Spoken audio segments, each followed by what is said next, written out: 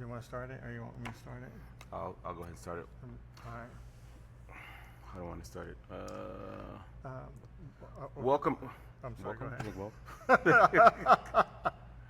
What's going on, everybody? I am Mr. Oak, And I'm Mr. Leaf. and here is Volume 2 of the Whiskey Lounge, the one we're building up right now. Yeah. And so it's been 2 months since our last update, and so there's a lot to catch you up on. We're still in the middle of everything, but we're making slow and sure progress. But before we tell you what we did, we should go ahead and crack one. Okay. So our first podcast, George T. Stagg, one of my favorite bottles. We cracked that one there. As you can see, it's going down very quickly. Our last video, we drank some there. So I think it's going to be a tradition. Every video we do about the build out, I'm going to drink GTS. I think Mr. Leaf is going to go ahead and switch it up on us though. Well, the last bottle wasn't Old Fitz, but it was a 10-year. This is 11. And so, the other bottle's kind of done. Maybe we should have had a video on that. Do a bottle kill, yeah. Yeah, so this is a brand new bottle, so we'll crack that one open. So we're looking at bottle and bond, so you know that's 100 proof there. This is 2024 GTS, and this is 130 proof. So I like mine a little bit more spicier, so I'm gonna stick with this one. Yep, 100 proof. That's where I live. That's my my home base. He's right here. It's just right in here. Yeah, that's it. Yeah, so let's crack this bad boy. That's a good one, that was right? good. That brand new pop. I always like the smell of it. All right. All right. Yeah, very good. Salute. Salud. Ugh, you can't go wrong with GTS.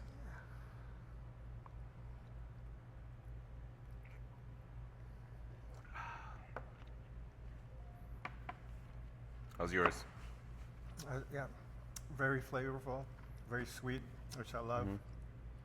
Yeah, a little spicy, but it's probably because I haven't warmed up my palate this morning, or I shouldn't say morning, this afternoon. So you gotta warm up with less than 100. All right.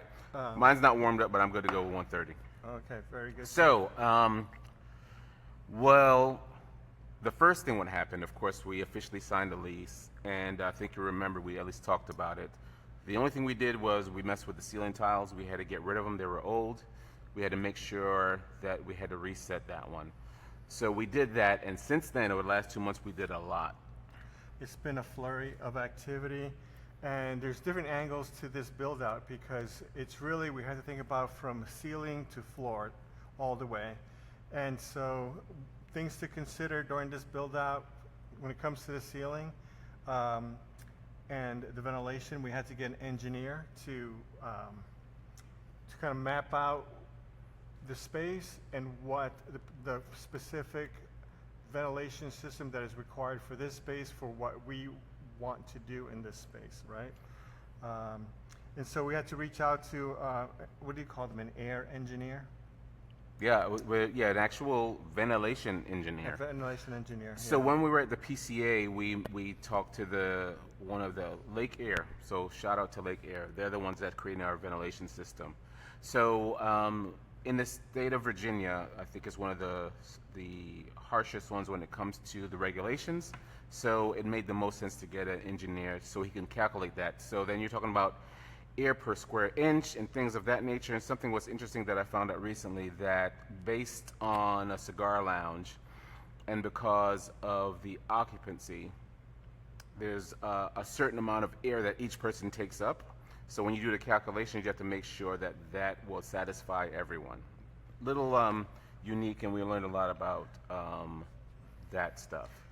And not only that, also knowing where to place the air purifier. So for this particular square footage, it calls for 5, and they're strategically placed according to the engineer to maximize the purification of the air. So, and that was a whole process that took a while to kind of smooth out, but I think we're in the right spot now. What was the other thing is plumbing is the other thing, right? That's the big project. Huge project. So if anyone is planning on, because again, we're a restaurant as well, right? So we we leased a place that was not a kitchen before, so we had to do a complete build out. So that can get very pricey. What does that mean, a complete build out for viewers at home? Okay, so what that means is you have to break into whatever water source you have in the building. And so this building was a scrub shop before, so we had a mop sink and we had 2 bathrooms. So the plumber was able to break in, well, not break in, he was able to dig in and reroute a whole new set of pipes to build out the bar and to build out the kitchen. There you go. Okay. I'm gonna pause it there. Yeah. Hello? Hey. Yeah. Do you need some help? You need some help at your car?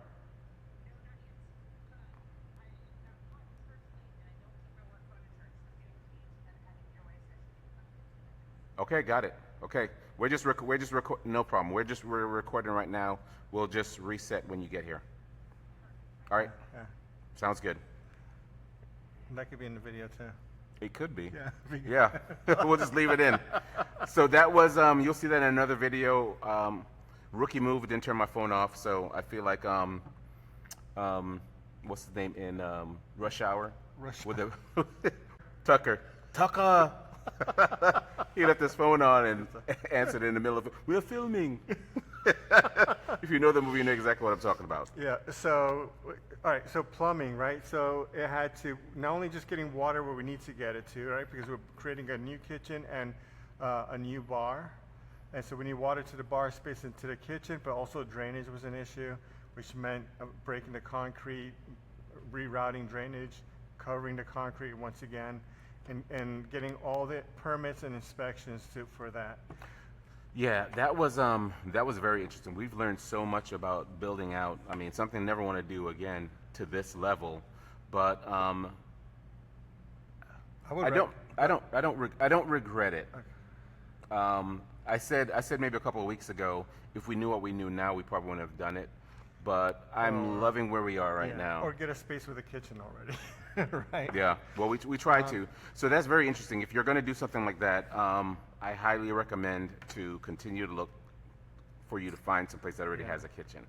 I think we got a good spot, and it has a good traffic flow, has good parking.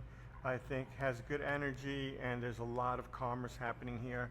There's a lot of restaurants in the area, so we do definitely have a good spot. And I think location is primary, right? 100%. Location is primary, and then everything else you can change, right? So like, you can find a building, right? You can find a building that has everything you need in it, but if it's not in the right location, it doesn't help you, right? Yeah. So what's paramount is that we found a good spot. Unfortunately, we had to make the changes that we needed to make it work for us, but that's a much easier, or is it easier? Or I'd rather have that challenge than having the challenge where we're in the wrong location. 100%.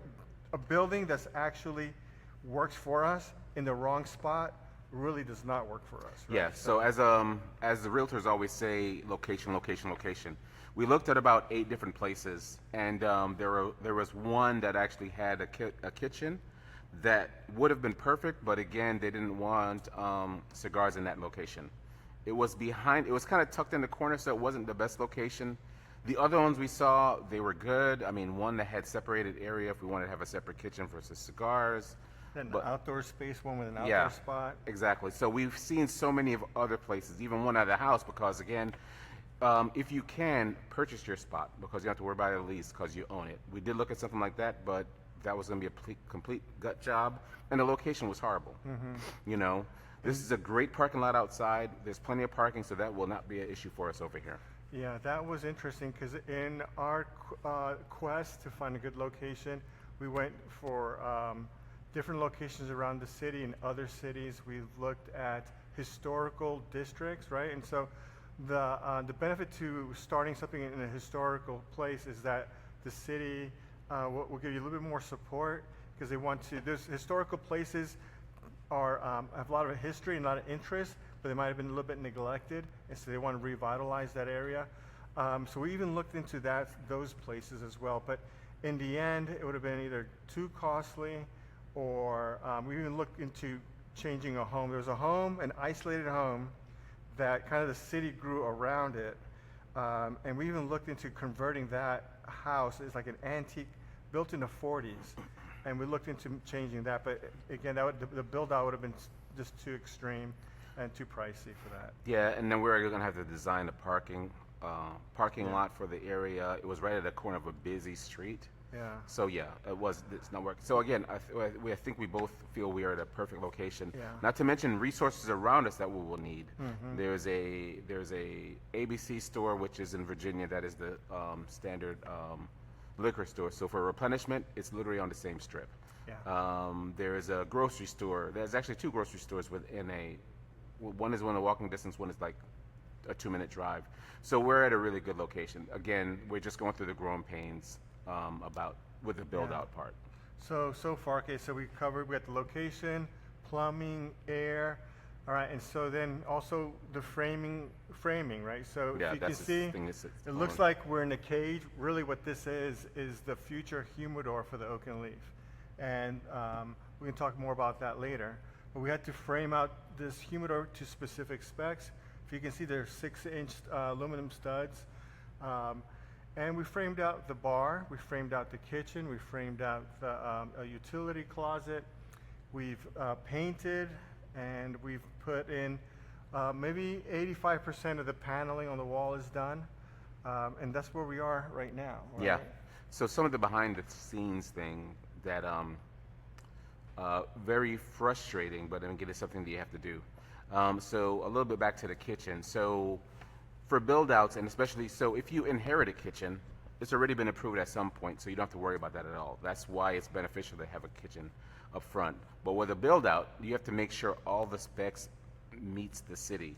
So regarding what you're going to cook, there matters, because there's the fat, oil, and grease calculation that you have to do to figure out exactly what can you cook and what kind of support it is for wastewater. So I know way too much about that stuff than I ever wanted to know. So based on what you're offering your public, it's going to determine the engineering of the plumbing system, right? And so, Yeah.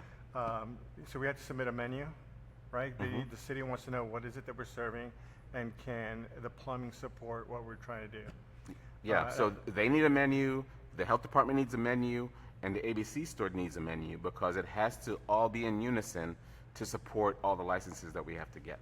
So that was a whole interesting journey as well.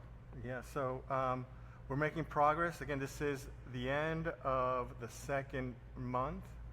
We're still, I think, in a good spot.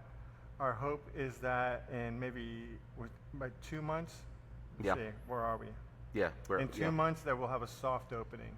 Yeah, so we could run through the kinks, with the point of sale system, the lighting, the electronics, all that stuff, the flow, the wait staff, the kitchen staff, all those things we have to kind of work out. So I think we're both getting excited right now, because now we're actually seeing our vision come to fruition, which is awesome. So there's still a lot for us to do. I think the biggest hurdle was the plumbing. That took the longest. Yeah. Now that that's out of the way, things are going to move a little bit. Yeah, and we had to do a lot of concrete work. So another thing, sweat equity is huge. The more you can do yourself will cut down costs there. We're both pretty handy. We both build a lot of stuff over the years, so we did take on as much as we can. Yeah. Which is good. So actually, since we waited 2 months for this video, 2 months from now will probably be another one, and this place, by that time we could probably be able to show you guys everything. I think that would be a good point to do that. Excellent, yeah. But thank you for tuning in. Like, subscribe, follow us. Follow us on TikTok, Instagram, YouTube, all that good stuff. All the good stuff. We greatly appreciate it. We're about to hit 1,000 on TikTok, which is awesome. We're about to hit 500 on YouTube. So your support, tell your friends, tell your family, tell your kids, as long as they're over 21. Yeah, tell your adult kids. Yes, 21 and older. Excellent. Okay? Yeah. Oh. So right now we are sipping on some GTS. And I'm sipping on some Old Fitz 11-year bottle and bonded. And we're going to be puffing on something a little bit later. Yeah. Wait, what are you sipping on? As a question. And what are you puffing on? Exactly. Take care. Cheers. Salud.